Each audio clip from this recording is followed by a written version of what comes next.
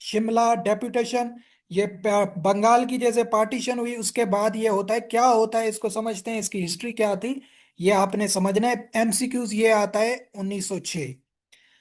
अभी क्या थी हिस्ट्री, क्या थी ये, क्यों था, क्या हुआ, समझने की कोशिश करें। अभी पीछे वाले इवेंट्स आपने जहन में जरूर बिठाने हैं, ठीक है। ये आहिस्ता आहिस्ता इसलिए बताता हूँ ताकि आपको वो लिंक हो जाए। हिस्ट्री तब समझ आती है जब आप इवेंट्स वाइज चलते हैं।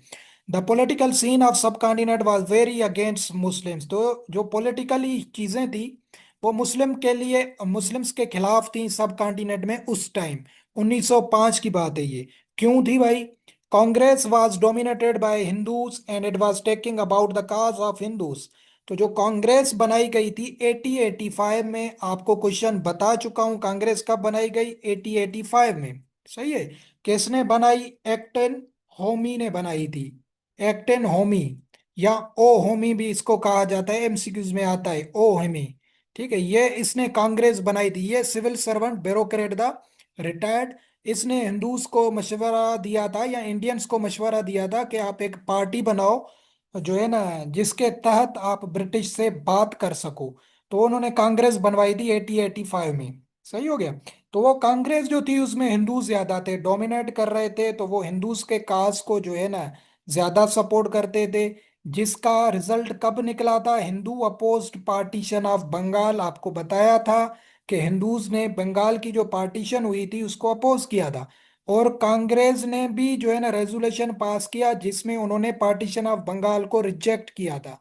तो इसमें मुस्लिम्स को क्या लगता है कि यार ये हमारी जो पॉलिटिकल सिनेरियो चल रहा है सब कॉन्टिनेंट में, ये हमारे खिलाफ है। ठीक है, किसके खिलाफ है? मुस्लिम्स के खिलाफ है।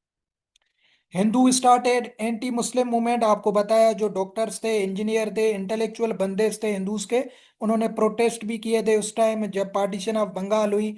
और मेजर उन्होंने स्वदेशी मूवमेंट भी चलाई थी, यह भी हमने लास्ट वीक में पढ़ा था, जिसमें उन्होंने गुड्स वगैरह का बाइकआउट किया था ब्रिटिश का।